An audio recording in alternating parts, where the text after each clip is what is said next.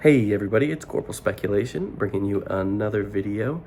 Today I wanted to talk a little bit about the elections hitting tomorrow because we have 5 big ones coming up. Really 4 big ones and then an interesting one, but I want to just go through and briefly talk about my thoughts and predictions on all 5. Yeah, so let's just jump right into it. I think the big one that everybody's got a lot of thoughts on is Zoran Mamdani versus Cuomo versus Silva up in New York City. Honestly, I think Mamdani wins this one. And it just kind of is what it is. I'm not a big fan of the Democratic Socialists, but I also think pretty much everybody in government these days overspends. So my biggest criticism of them applies to everybody, so we have to get back to budgets and running things in a way that's smart, but if we're not going to, then there's no real opposition to the Democratic Socialists, and we should expect to see them take more and more power. As of right now, he is polling 50% versus 25 versus 21, Mamdani, Cuomo, Silva. Average polling has him at 45. I think he just walks away with this thing. Really. I know I've seen a couple of videos of his campaign collapsing, and I know he's made some gaffes. I don't think it makes a difference at this point. I think he walks away with it, and it just kind of is what it is. There's a lot of talk of him raising taxes on the richest people in New York. I personally live in a city down south, and I think a lot of people will move out and they'll move to cities like mine. It'll be good for my property values. So I'm not devastated by the whole thing, but it is interesting to watch, and maybe he can make a positive change. I just sincerely doubt it.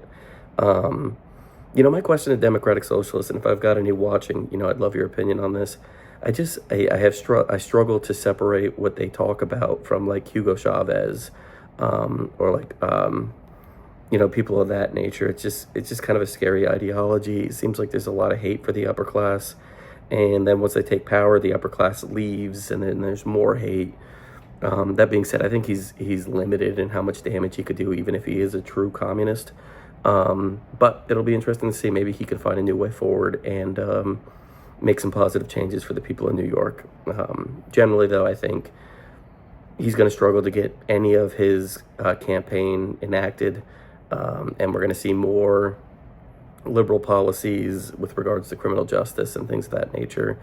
And it'll be what it is. We'll have to watch and wait. And I think it's going to be an interesting evergreen topic to make videos about for a while. So heads up there.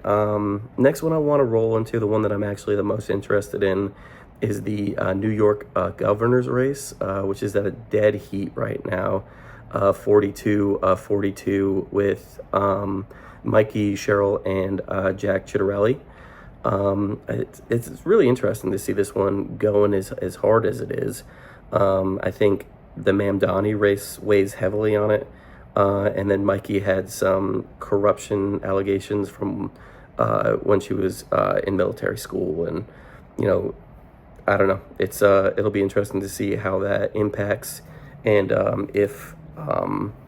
if the Republican can pull it out. I'd say this is the one that's most likely to go right, but it'll be interesting to watch regardless.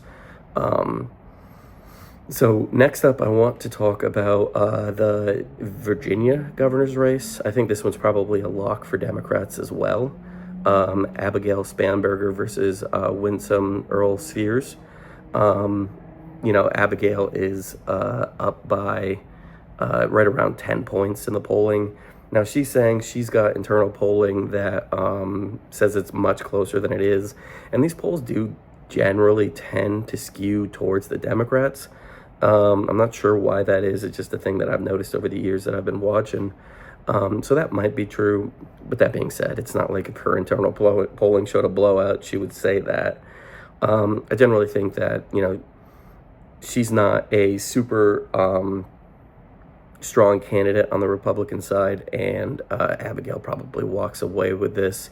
The best opportunity she had was with the next one I wanted to talk about, which is Jason Mayers versus Jay Jones, where Jay Jones had some really ugly text messages leak about his political opponents and their kids dying and that moving him on gun rights.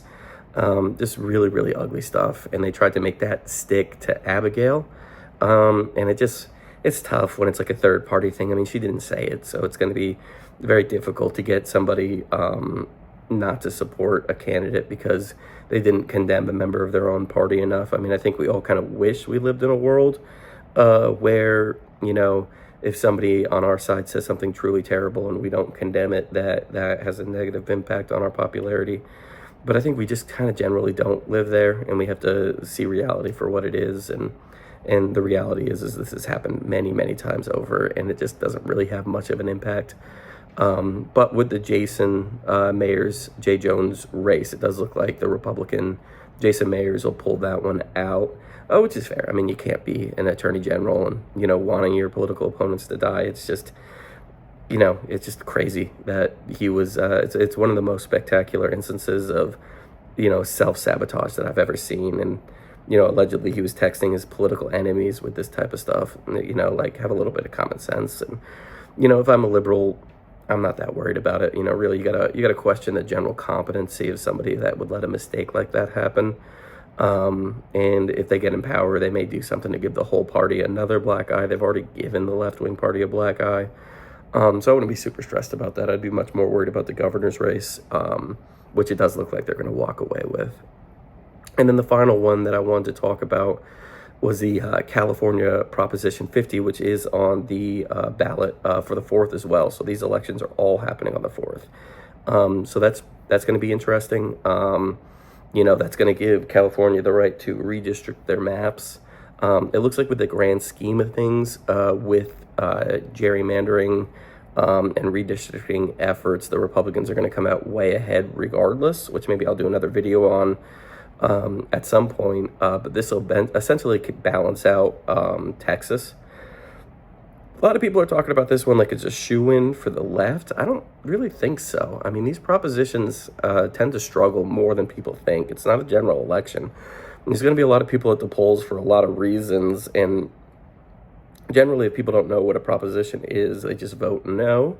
And I think it's going to be tough to mobilize support for gerrymandering.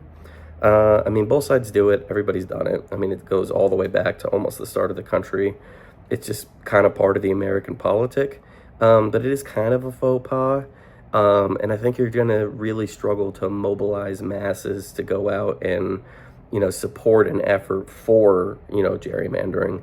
But it is going around right now. It's a popular topic. And, I can definitely understand why, if you're a Democrat in California, if you don't feel like, it's off limits, then, I mean, that makes a ton of sense with everything that's going on. I still think that you're generally going to struggle motivating people to come out to the polls just to support a gerrymandering bill. So in recap, I think that the New Jersey governor race is a toss-up. Virginia goes to the left. Virginia Attorney General goes right. New York City goes to the Democratic Socialists, and I'm going to throw Proposition 50 as a solid toss-up. Could go one way or the other. Really have no idea. But it's a really interesting time, especially for an off-year election, for it to be so consequential. I've heard a lot of people wondering why it's consequential, so I just wanted to explain that really briefly. I mean, realistically speaking, the Democrats should run away with all of these. It's an off-year non-congressional election, special election, where there's not a lot of national fervor around it, and they're the minority party. Generally, that means they're a lock for a win, and I'm not sure that they're not. I've seen a ton of headlines over the years of the red wave is coming or the blue wave is coming, and they've got all these polls backing it up, and then, election day comes and the minority party just sweeps because they're the ones that are most motivated. They're the ones that feel like the gun, that is the federal government, is pointed at them. And so they're the ones that are most likely to go out and vote.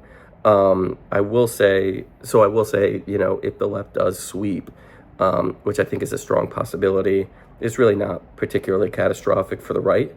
But if the right sweeps, that's a really bad sign for the left. I mean, just if you can't win in that situation with everything working towards them, and they get beat out on all five, that would be an absolute catastrophic loss. That being said, I'm like 99% sure that's not going to happen. I mean, if Silwall won in New York, I'll eat this shirt. I'll just eat it, So tune in for that, and I'll eat my shirt. If the Democrat wins in Virginia, I will not eat my shirt, but I will be surprised. So, I think those two at least are solidly left. And then more than likely, they probably, I wouldn't be surprised at all if they went 5 for 5 or 4 for 5. But, the reason there's so much attention on it is that these really shouldn't be conversations. They shouldn't have to wheel out Obama to help Mikey win. They shouldn't have to do any of this stuff. This should just be a lock. And I think it speaks to the weakness of the current Democratic Party, which a lot of conservatives are kind of dunking on. I don't think that's really the move. You know what I'm saying? It doesn't, as a vaguely right-wing libertarian, although I hate the mainstream conservatives because, they hate Thomas Massey, Rand Paul, and myself more. I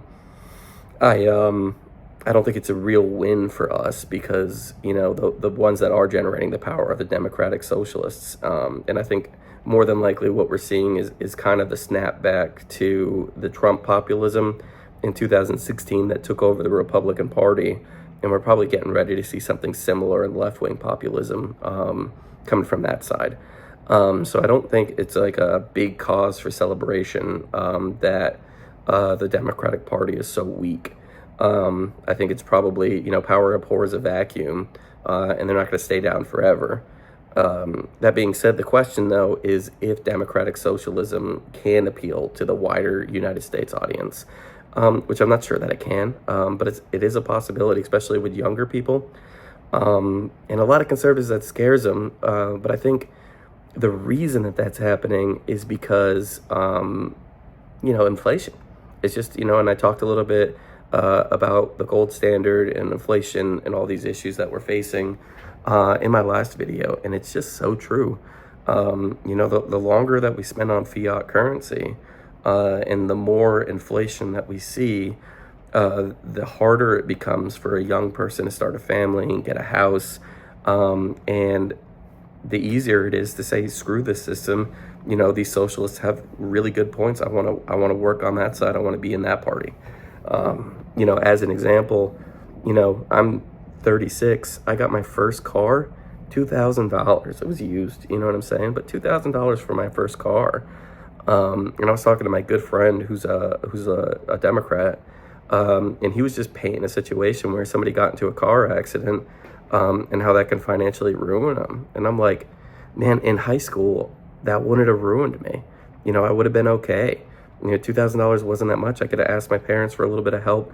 I had a part-time job, or I was working a little bit here and there, and I could have saved up for a bit, and I could have gotten a new car.